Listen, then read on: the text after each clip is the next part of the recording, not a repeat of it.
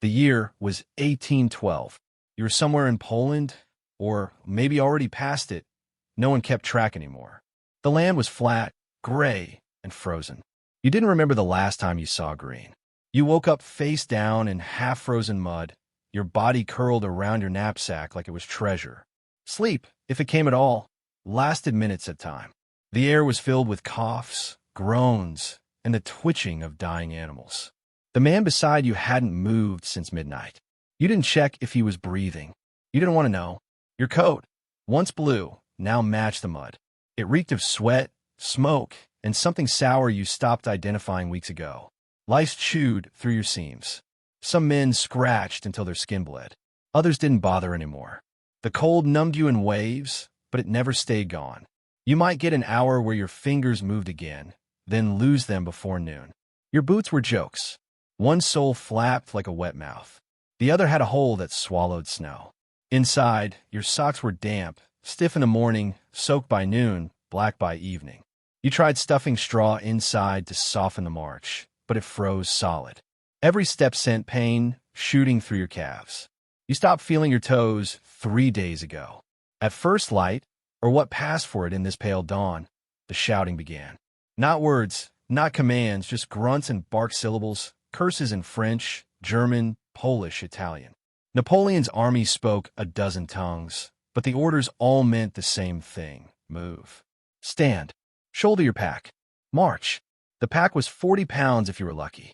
Some men had 60, if they were too slow to dump the extra. Flint, iron, torn tent canvas, pots, black powder, spare socks, useless when wet, irreplaceable when dry. You learned to carry a spoon tied to your collar, a knife strapped to your boot, and a pouch of whatever food you hadn't eaten in the dark. A few lucky bastards still had biscuits, hard as bone, dry as paper. You'd trade half your soul for one. No one spoke much in the morning. The moans stopped. The whispers ended. Everyone stared ahead, silent. The wind did the talking now, screaming low and long across the steppe. It peeled at your cheeks, cracked your lips, froze your tears before they hit your chin. Horses moved stiffly, ribs visible, eyes dull. Some collapsed just trying to stand. When they did, no one helped. There were no spare seconds. The march didn't wait. You pissed in place, not even bothering to turn. The steam rose, then vanished. The man behind you kept his eyes forward. The man in front limped. He tied a cloth around his thigh. Not a bandage, just a rag to hold himself together.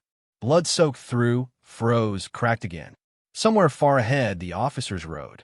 They had real cloaks, dry boots, flintlocks with clean barrels. They ate at night. Maybe they had wine. You hated them, but you also followed them. Because without them, there was no column. And without the column, you were just another corpse on the side of the road. You hadn't heard birds in weeks. The trees were bare. Even the crows were gone. You once saw a dog, mad with hunger, chewing on a soldier's wrist. No one stopped it. A man beside you said something about Moscow. Maybe 100 miles to go. Maybe more. No one believed him. Everyone just kept walking. The pain wasn't sharp anymore. It was a dull, permanent ache that moved from your feet to your spine to your skull and back. You didn't even bother cursing it. There wasn't enough breath. You needed that to walk. This was the first of 500 miles, and you had already stopped feeling like a man. They called it relocation, a word as sanitized and hollow as the promises that followed. The truth was exile, and imprisonment, and humiliation wrapped in bureaucratic language.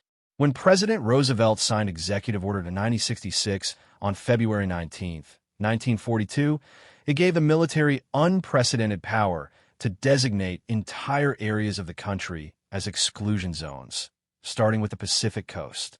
The order didn't name Japanese Americans explicitly, but the intent was unmistakable.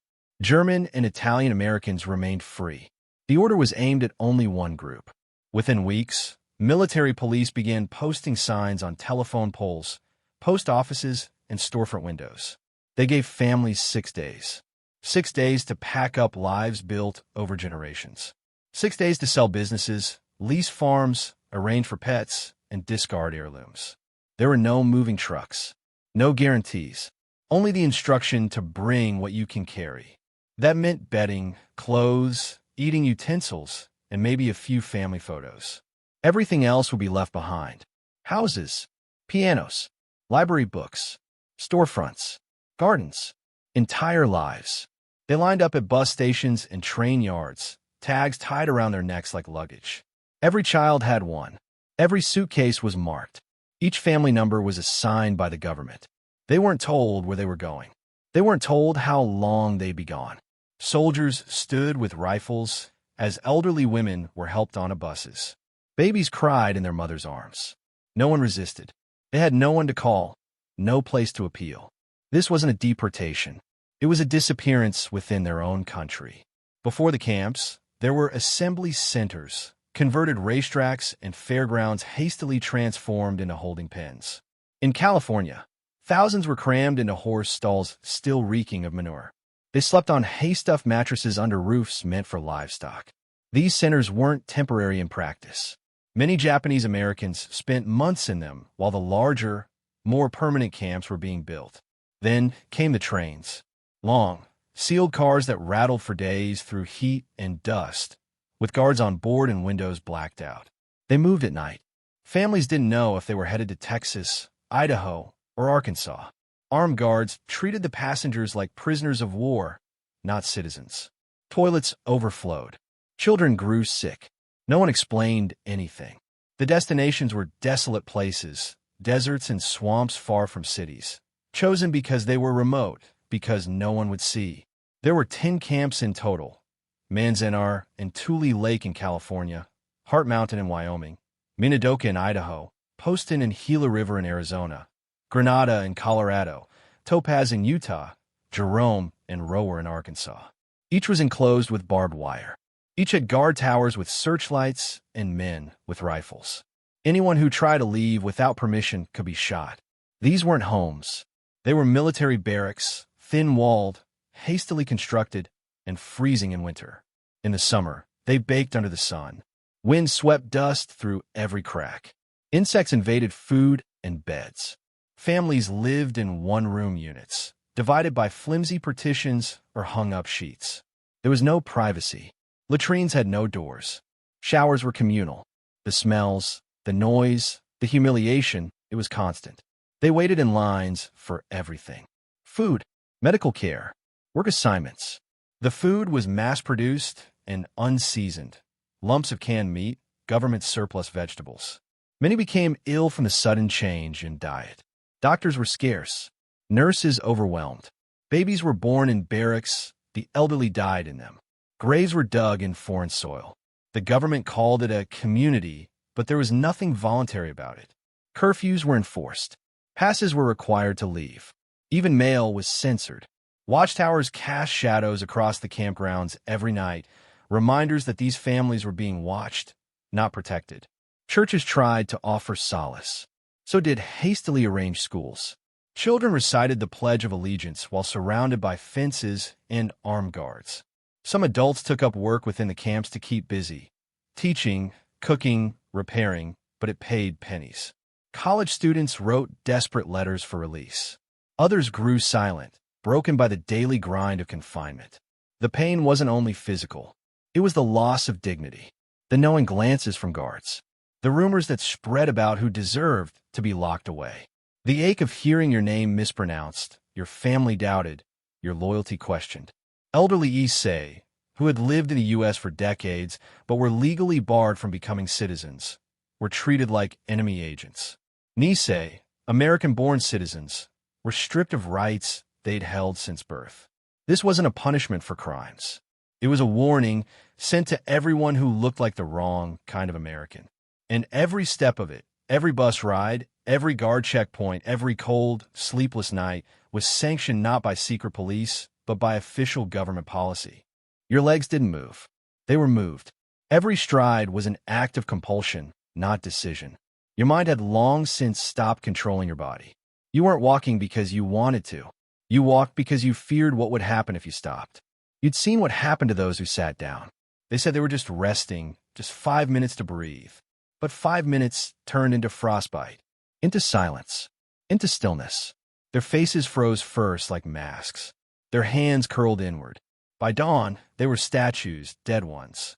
You remembered one, a Bavarian with strong arms and a crooked nose. He used to laugh.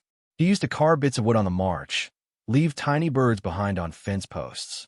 One day, he knelt by a tree, said nothing, closed his eyes, and never rose. No one took his boots. No one took his knife.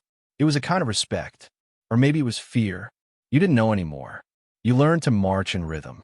Not because it made things easier, but because it dulled the pain. Your steps became a beat. Your breath a pattern. It kept your mind from noticing your feet were torn open, your thighs chafed raw, your shoulders bloodied by the straps of your pack. You stopped feeling your back 2 weeks ago. The weight was part of you now. Your spine screamed, but it screamed quietly like everything else. The snow deepened. It reached your ankles, then your calves. Each step pulled at you like chains. The wind picked up. It came sideways, sharp and bitter. It bit at your ears, your neck, the joints of your fingers. You wrapped your hands in anything you had, socks, ragged cloth, strips of uniform cut from the dead. Some men carried charred wood in their pockets, hoping the faint warmth would last. It never did. You passed what had once been a village.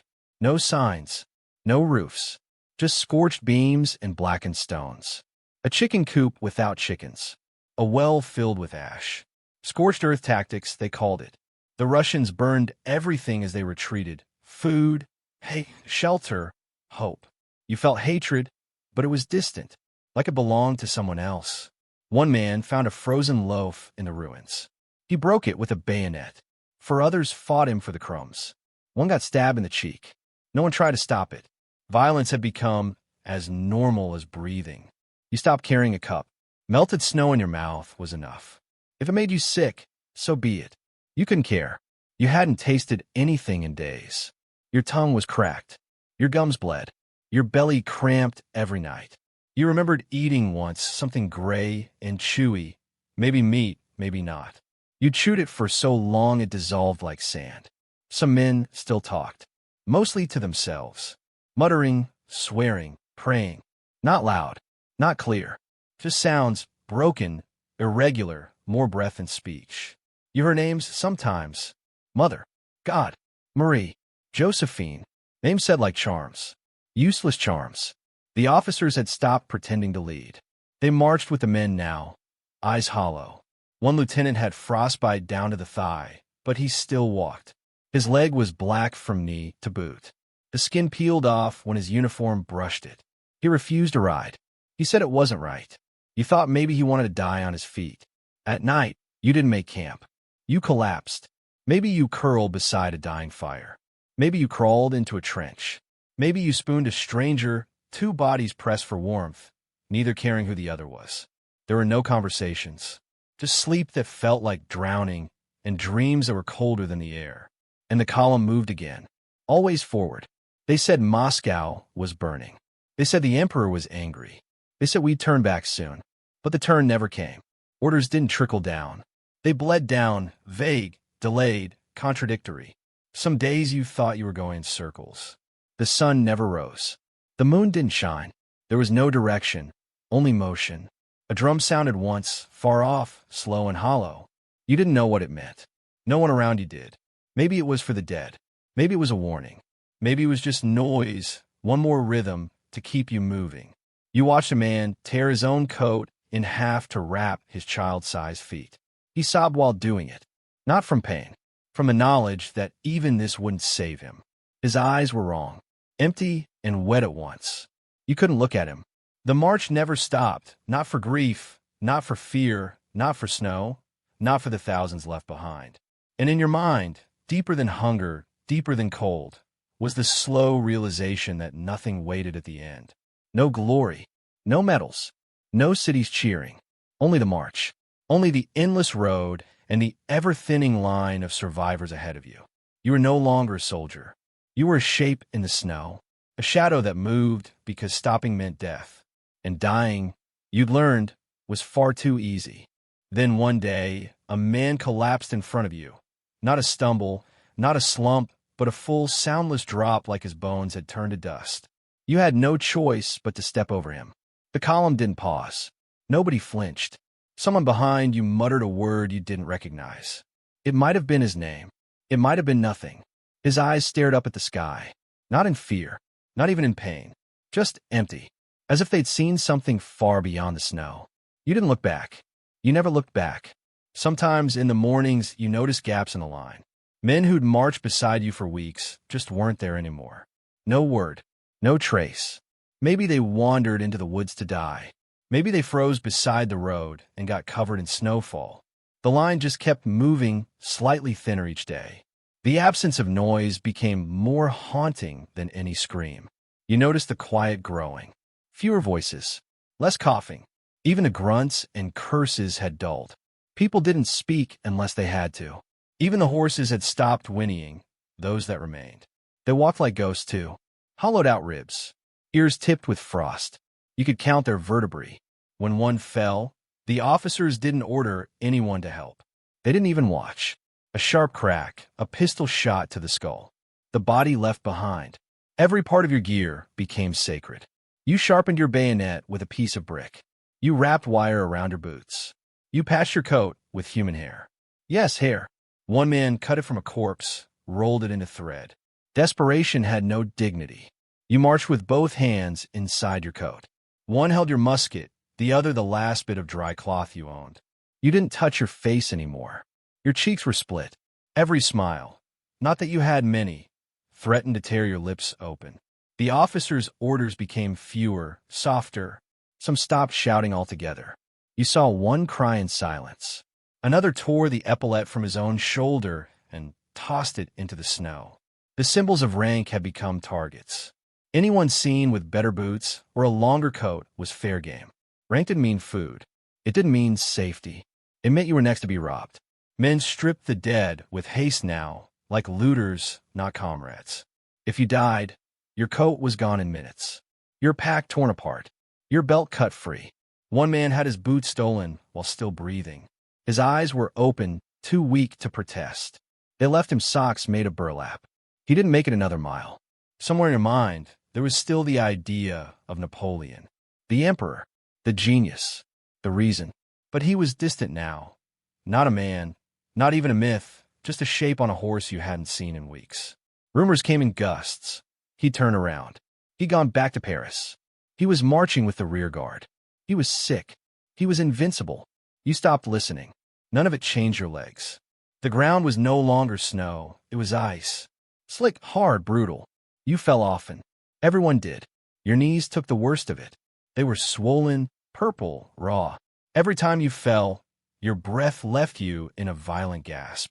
Every time, the fear returned, that this was the one fall you wouldn't get up from, that your body would decide this was enough. They would just give out. Water became memory. Rivers were frozen solid. You chipped at the ice with your bayonet, melted handfuls of snow in your mouth, even though it burned. Some men refused to drink it, said it'd kill them. Others didn't care. You drank what you could, when you could. Thirst wasn't a sensation anymore. It was a permanent state. In the evenings, when there was light left, you'd see silhouettes along the trees. Deserters maybe, or locals, or wolves. You didn't know. You didn't ask. Sometimes the shapes moved. Sometimes they just watched. There were no gunshots, no calls, just the sense that you were being measured, whether you were worth attacking, whether you were weak enough to become meat. The firewood was gone, long gone. You burned everything, doors, wagons, even a broken gun carriage once. Someone cut down a telegraph pole and used the wires to hang cooking pots. There wasn't anything to cook, but the idea of warmth of food, it was a kind of medicine.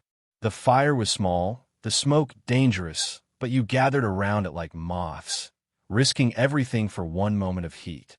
A drummer boy, no more than 12, died in his sleep. He'd been marching behind you for days. Face filthy, hands cracked. He didn't cry. He didn't even speak. Just beat that drum in the mornings as instructed. His skin was blue when they found him. One man wrapped him in a spare tarp. Another took his boots. You told yourself it was mercy. You forgot what the sun felt like. Not just the heat, the idea of it. The sky was always white, or gray, or black. Sometimes the snow lit up like glass, but it gave no warmth. Just glare. You marched with your head down. You barely blinked.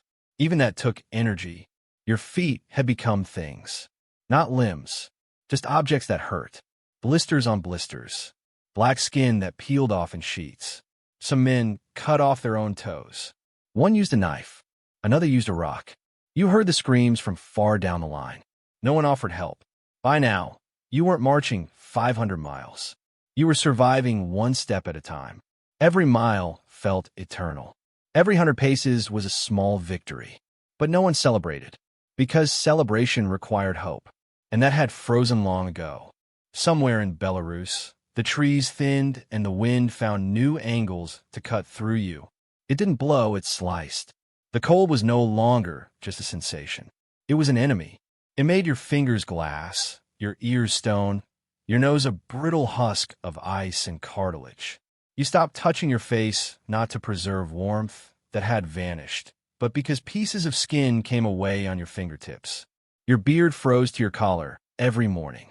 When you tried to move your jaw, it cracked, hair stiff with frost, lips glued by dry blood. Speech became impossible. You communicated in glances, nods, grunts. Most of the time, there was nothing worth saying. One day, the wind shifted and carried a stench so foul, so thick, it stopped the column for a moment. Not because anyone ordered it, but because everyone gagged. The source appeared ahead, a ditch filled with corpses. Dozens of them. Soldiers like you. French, German, Polish. Some stripped, some still clutching weapons. Their faces had been picked clean by animals or frost. They lay like discarded mannequins. Bent wrong. Eyes wide. Teeth black. Someone whispered, "Advance guard." No one confirmed it. No one denied it. The line moved again. Food became fiction. You dreamed of bread. Not to eat, just to smell again. You remembered the grain markets of Strasbourg, the bakeries of Lyon, even the army ration barrels back near the Niemen. They may as well have belonged to another world. When you slept, if you slept, you sometimes chewed air. You woke with blood in your mouth from biting your tongue. One man next to you tried to eat wax. He chewed a candle down to the wick before vomiting black sludge. Another sliced open a dead horse and scraped at the frozen organs. He shared none of it. By then, you'd eaten your last strip of leather. Your belt was gone. Your shoelaces were made of twine. You thought about boiling the felt from your hat. You would have done it if you had fire, or water, or the strength. You marched past a frozen lake where men had tried to cross days before. You saw them under the ice. Pale shapes beneath the surface, distorted, arms stretched upward. Some had reached the far shore. Most had not. A few holes in the ice still smoked with decay. No one tried to recover them. You just followed the path around, boots crunching across shards that once were men. Your thoughts changed. They became broken, disconnected. Not memories. Not plans. Just fragments. 20 steps to the next bend.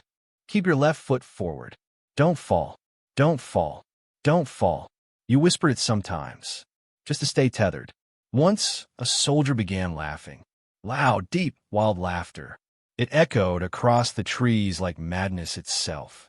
He laughed until he collapsed, and then he kept laughing. They beat him with a musket until he stopped. Not from cruelty, but because the sound was unbearable. You watched two men fight over a single sock. It was ripped, damp, barely cloth anymore. One punched the other with a rock. The second stabbed him with a jagged bayonet shard. Neither won. The sock was soaked in blood. They both lay still in the snow, arms tangled like brothers. The line moved on. Some of the soldiers ahead were stripped to their shirts. They'd sold their coats to villagers or traded them for raw potatoes. You didn't know what kind of desperation that required, but you understood it. One man had frostbite from his collar to his navel. He marched anyway. His eyes were gone, just sunken sockets. But he moved, step by step. The cannon wheels no longer turned. They were abandoned, left like fossils in the snow. Artillery that had once thundered across Europe now sat useless, buried. You passed one battery where the gunners had set the pieces alight. Not for strategy, just for heat. The generals had vanished.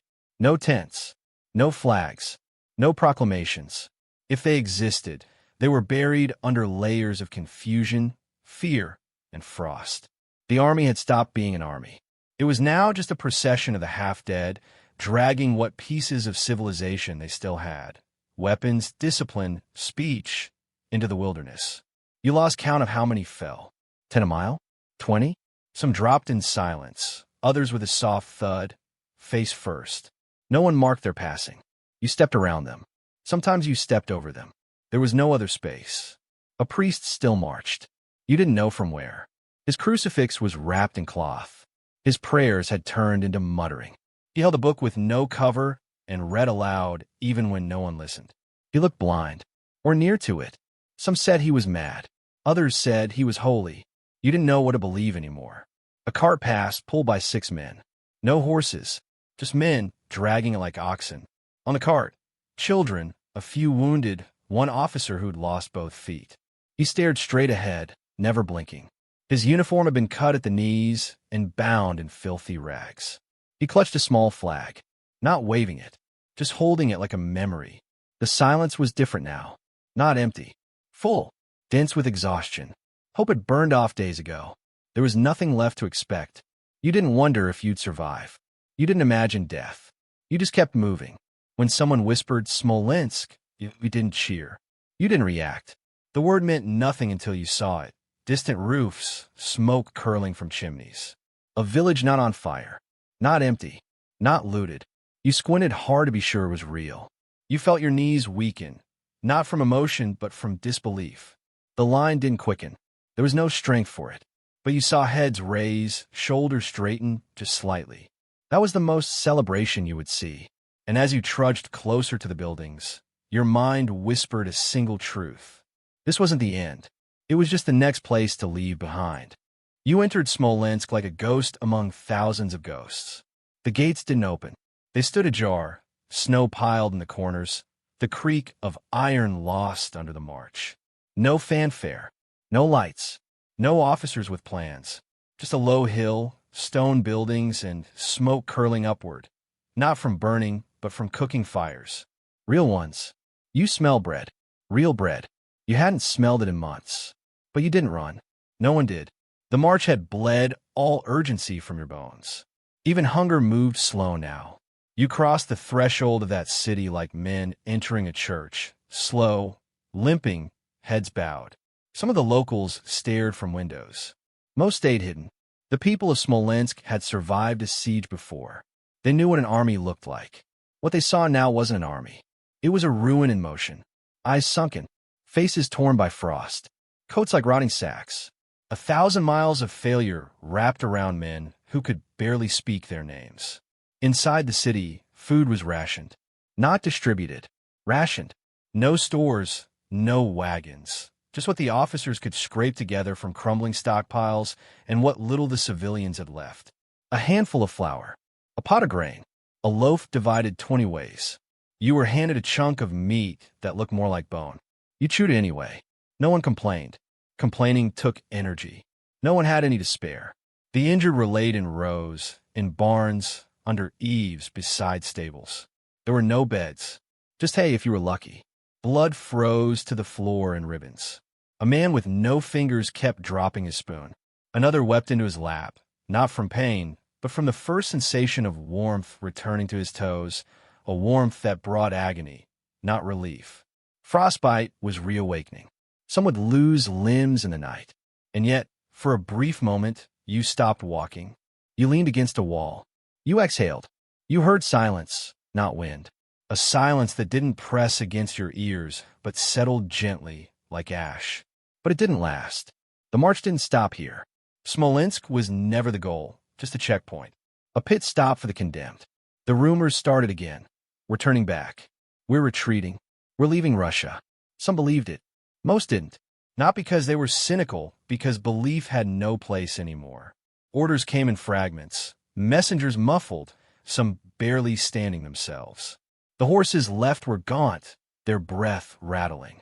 You watched one collapse in the street, legs folding like a broken puppet. The driver didn't whip it, just stood beside it for a long time, then walked away. You got 2 days in Smolensk, 2 nights with partial shelter. You didn't warm up. You didn't heal. But your heart beat slower. Your eyes opened wider. You remembered how to move without pain. Not fully, not easily, but enough. Then came a command. Not from Napoleon himself. No one had seen him in weeks, but from those left to speak in his name. Prepare to march. The words carried like thunder in a whispering church. Men stared at each other, not in defiance, but in disbelief. March. Again. But you did. You all did. Because that's what you were now. Not soldiers. Not survivors. Just marchers. Forward, backward, it didn't matter. All directions meant more snow. More pain. More loss. You passed a man boiling water with what scraped from a coffin. He didn't flinch when you looked. Just nodded once, as if to say, "This is the world now." Leaving Smolensk was worse than entering it. The cold had returned heavier. The roads were ice mixed with soot. Black snow. You passed the same ditches, now full with more dead. The same markers, the same scorched trees, the same wolves, closer now. They'd learned your path. They waited. Your hands were claws. You no longer opened them fully. When you reached for something, you fumbled. The joints refused. Your fingernails had turned blue, some black. A few had fallen off. You noticed only because they left bloody spots in your gloves. Then the rain came. Yes, rain. Cold enough to flay your skin. Not sleet. Not snow. Real, bitter rain that soaked you in minutes, then froze.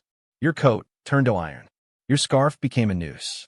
You moved stiffly, slower than before, if such a thing was possible. The ground turned slick. Men slid down embankments, into ditches. Some didn't climb out. You began to see uniforms from other regiments, Saxons, Dutch, Croats. Whole divisions mashed together. The lines had dissolved. Everyone was simply the retreating. No banners. No drums. Just flags trampled under slush, stuck to wagon wheels, used as bandages. And still you marched. Each morning, fewer rose. Some didn't even try. They just lay there, eyes blinking, lips cracked, waiting for someone to force them up. No one did. You all knew the rule. If you couldn't stand, you couldn't go. If you couldn't go, you died. That's it. No exceptions. No pity. The wolves were brave now. They followed in packs. You saw one gnawing on a corpse, still warm. It looked up, met your eyes, and didn't run. It simply waited. The forest thickened again. The path narrowed. The wagons moved like wounded animals, creaking, groaning. You saw a cannon shoved into a ravine, its barrel jammed with snow. You didn't care. You barely registered it. War was a memory. This wasn't war. This was attrition given flesh. One night, you found shelter under a broken bridge. 10 you crawled in. Only 6 walked out. The rest froze. You heard nothing in the night. Just the wind, soft and constant, like a lullaby meant for the dying. Each step now was betrayal. Your body begged you to stop. It whispered promises, that rest would heal you, that sleep would give you strength. But you knew the truth. Rest was death. Sleep was a grave. So you walked. No destination. No reward. Only the road, the snow, and the unbearable weight of your own body. There came a stretch of land so flat, so empty, it felt like the edge of the world. No trees, no rocks, not even ruins, just a frozen plain where the snow swallowed sound. You couldn't see where the march began or ended. It stretched into mist in both directions, a line of staggering shapes, faceless, indistinct. Wind moved across it in slow, sweeping gusts. It didn't howl. It whispered, the kind of whisper that makes your bones ache. Your legs shook, not from fatigue that had long become your natural state, but from cold that reached inside you, past muscle, past marrow. You no longer knew where your body ended and the pain began. Your knees moved because habit made them. Your hips swung because everyone around you swung theirs. Like gears in a ruined machine. Not individuals. Not even soldiers. Just limbs stitched into a motion that no longer had purpose. By now, your sense of time had fractured completely. Days blurred into one another. There were no landmarks to mark progress. No villages. No camps. Just wind. You sometimes counted steps in your head. 100, then 100 more. But the numbers stopped meaning anything. You forgot why you were counting. It was just something to do between blinks. Then came the river. The Berezina. A wide, dark, ice-choked stretch of water that split the landscape like a wound. It hissed and roared beneath brittle shelves of snow-covered ice. You heard it before you saw it. That ominous growl of a current too strong to freeze completely. Crossing it meant survival. Failing meant capture, death, or worse. The engineers, those few still capable of standing, were ordered to build bridges. They had no timber. They tore apart wagons, burned officers' desks, cannibalized everything. They drove stakes into the icy banks with rocks, bound beams with frozen rope, all while shells began to fall. Russian artillery. The enemy was here. Panic spread, not like fire, but like rot. Slow, then sudden. The rear was being pressed by Russian forces. Cavalry swept from the forests like ghosts, cutting down stragglers. The front was jammed at the river, the bridges half finished, half frozen. You stood in the middle, somewhere between stampede and slaughter. You heard the cries, "Form ranks. Hold the line." But they meant nothing. There were no ranks. No line, just bodies moving with no direction. Horses bucked, carts overturned, men clawed over one another. A general was pulled from his saddle by deserters who stripped him bare and left him sobbing in the snow. Then the bridges were declared ready. Not stable, not safe, just ready. And so began the crossing. You surged with the others, pressed so tight you couldn't fall even if you lost consciousness. Feet barely touched the ground. The bridge groaned under the weight. Men screamed when the ice cracked. You stepped over a wheel, then over a leg, not attached to anything anymore. Bayonets jabbed from behind, forcing motion. You didn't look at the river. You looked at the coat in front of you, the back of a man whose name you didn't know. A shell landed ahead. Wood splintered. The left bridge collapsed. The crowd swerved like a wave, crashing into itself. Bodies plunged into the water. You saw one man's face as he fell. Wide eyes, mouth open. Then nothing. Just a splash and a coil of steam. The river took him. You didn't stop. You couldn't. The cold behind you was worse than the water below. And the Russians were coming. You made it across.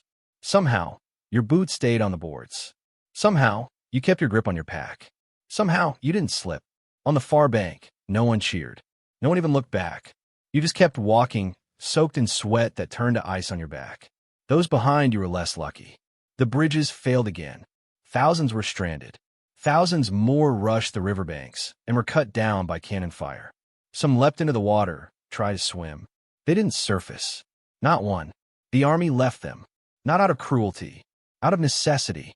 There was no food, no shelter, no road. Only forward. Always forward. And so you marched on, into a forest that felt like a grave. The trees were tall and dark, their branches heavy with snow that didn't fall but hung suspended like breath. The path narrowed. Wolves returned. You saw them at the edges, their eyes glowing. They didn't run. They followed. They knew you were weakening. They could smell it. A drummer boy walked beside you again, not the same one from before. This one was older, barely a teen, with a drum long shattered. He carried it anyway.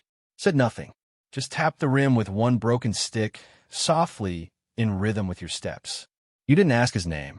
The ranks were down to fragments. 12 here, 100 there. Officers marched alongside privates. Medals meant nothing now. The man beside you had gold on his collar and frost in his beard. He bled from the nose and didn't wipe it. You passed abandoned wagons filled with corpses. Not buried, not burned, just stacked. A frozen cargo of those who didn't keep up.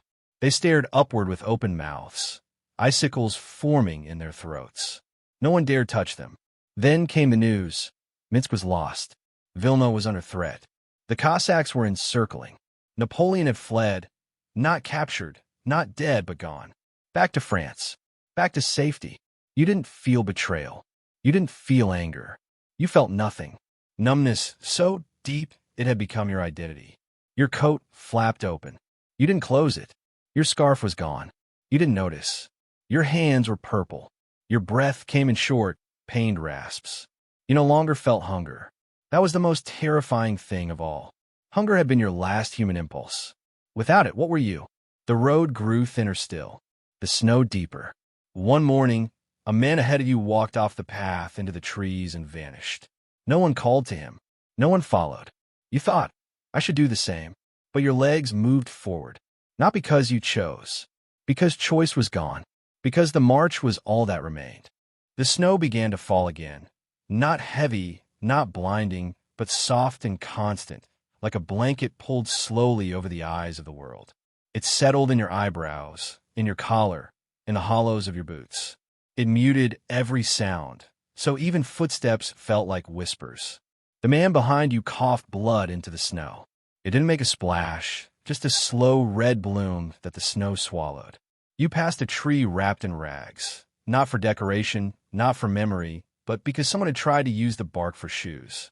Strips had been hacked away, ropes tied in desperation. A set of footprints led away from it and stopped, as if the man had vanished. Maybe he had. You didn't follow them. The forest narrowed to a trail, then the trail thinned to two frozen ruts lined with bones. They weren't old. Most still wore fragments of uniform. Some had their hands over their faces, as if even in death they tried to block out the cold.